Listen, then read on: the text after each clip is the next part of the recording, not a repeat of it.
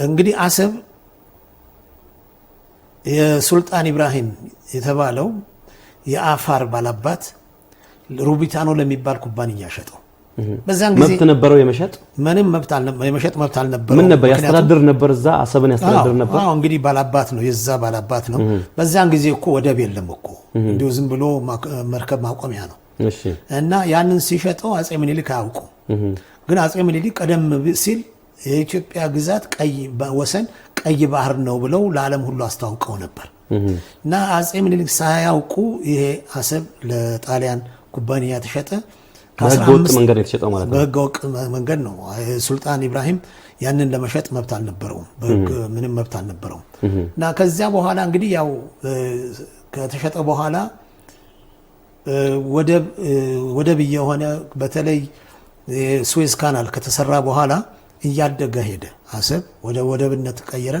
ከ15 ዓመት በኋላ ጣሊያኖች ኤርትራን ሲያቋቁሙ አሰብንም እዚያው ላይ ደመሩት እና የኤርትራ ግዛት ሆነ። እንግዲህ ያ ጣሊያኖች ሲገዙት ህገወጥ በሆነ መንገድ ነው። ምክንያቱም አጼ ምኒልክ አያውቁም እና ያንዱን ሉዓላዊ ግዛት ሌላ ሀገር ሊሸጠው አይችልም በምንም አይነት ሁኔታ። እንግዲህ ስለዚህ በታሪክ አሰብ የኢትዮጵያ ነው ማለት ነው። በሌላ ደግሞ በህግ ደግሞ ብንሄድ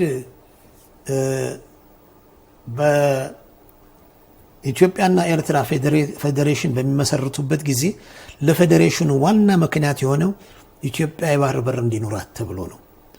የተባበሩት መንግስታት ውሳኔ ቁጥር 390 የሚባለው ጠቅላላ ጉባኤ ያሳለፈው ውሳኔ ኤርትራ ከኢትዮጵያ ጋር እንድትዋሃድ የምትዋሃድበትም ዋና ምክንያት ኢትዮጵያ ወደብ እንዲኖራት ብለው ደምድመዋል። ስለዚህ ዓለም አቀፍ ህብረተሰብ አሰብ የኢትዮጵያ መሆኑን አውቋል ማለት ነው። በሶስተኛው ደረጃ ደግሞ የአፍሪካ መሪዎች ሌጎስ ናይጄሪያ ስብሰባ አድርገው አንድ ያሳለፉት ውሳኔ አለ። ይህም ውሳኔ ምንድን ነው የሚለው ቅኝ ግዛት የነበሩ ሀገሮች ነፃ በሚወጡበት ጊዜ ያንን የቅኝ ግዛት ወሰን ይዘው ነው የሚወጡት፣ ያንን ወሰኑን አይቀይሩትም የሚል ውሳኔ አለ። ይሄ ደግሞ ኢትዮጵያ የተቀበለችው ነው፣ የኢትዮጵያ የህግ አካል ነው። እና በዛን ጊዜ እንግዲህ ኤርትራኖች ኤርትራ ሻቢያም ሆነ ኤርትራኖች ኤርትራ የኢትዮጵያ ቅኝ ግዛት ነች ይሉ ነበር። ስለዚህ የኢትዮጵያ ቅኝ ግዛት ነች ካሉ የቅኝ ግዛቸው ወሰን መጠበቅ ነበረባቸው። በዛን ጊዜ ደግሞ አሰብ የኤርትራ አካል አልነበረች፣ የኢትዮጵያ አካል ነበረች። ስለዚህ ያ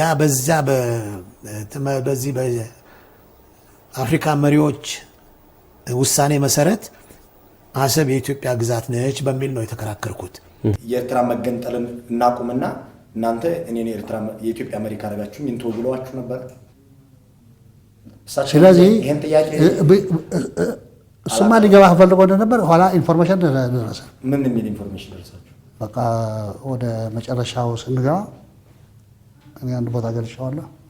ልንገባ ማለት ደርግ ሊሸነፍ ሲል አንድ የአሜሪካ ሲአይኤ ነው፣ አንድ ደግሞ የሱዳን ጀነራል ይሄ ነገር አቀረቡለት። መገንጠሉ ልቶ የሚለው እኛም አንቀበለው እኮ መገንጠል የህዝብ ጥያቄ ግን ተደስቶ እሺ ብሎ ምን ስታታስ ሊኖረው እንደሚችል በኢትዮጵያ አላውቅም። እኔ ሰርቴን ስታታስ ወይ ናምበር 1 ወይ ናምበር 2 ሆነ ተደስቶ ነበር። ኋላ ያን ጊዜ ፕሬዚደንት ኢሳያስ ስልጣኑን ኮንሶሊዴት አላደረገም ነበር። ከትግል በኋላ ነው ሮመዳን ነበር የሚመጣው። ደስ የሆነው ቱሌት አላቸው። የሱዳን ጀነራል ሰኔትረን ቱሌት አለ እንጂ ፈልጎ ነበር።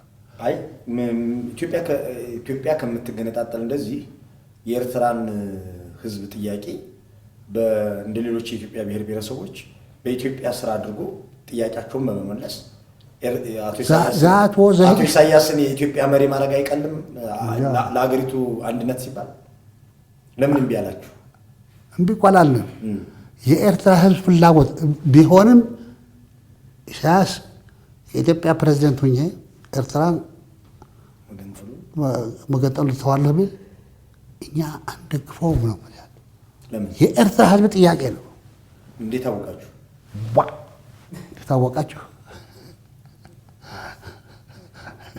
ትግሉን እኮ እዚህ ያለ ነው። የትግሉ መሪ እኮ እንደዛ እያሉ ነው። በቃ ይቅርብን፣ ጥያቄያችን በኢትዮጵያ ውስጥ የሚመለስ ከሆነ በምንም አይነት የህዝብ ጥያቄ በአንዳንድ ጋንግስተርስ ኦር ምናምን አይታፈንም። ጠንቅ ነው የሚያመጣው። ህዝቡ የሚቀበለው መሆን አለበት። ህዝብ አይወስንም። ህዝብ ወስኖ አያውቅም በኢትዮጵያ ድሮም ይሁን አሁን ህዝብ አይወስንም። የተወሰኑ ኢሊቶች ናቸው የሚወስኑና የሚያጋጩ። ስልጣን የያዙት ደግሞ እነሱ ናቸው። ኢሊቶች ናቸው ስልጣን የያዙት። ኤርትራ የኢትዮጵያ አካል ናት።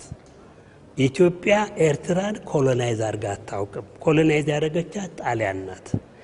የኢትዮጵያማ አካል ስለሆነች ኢትዮጵያ እንድትመለስ ነበር የምትታገለው። ኢትዮጵያ የሚባለው አካል በርከት ያሉ ኤሪትሪያኖችንም የሚያቅፍ ህዝብ ነው። ህዝብ አንዱን ክፍሉን አንዱ ሌላው ወገን ኮሎናይዝ አያደርገውም። ለምሳሌ እንውሰድ። ቢሌኖች የአገው ህዝብ ቅርንጫፍ ናቸው፣ ግን ኤርትራ ውስጥ ነው ያሉት።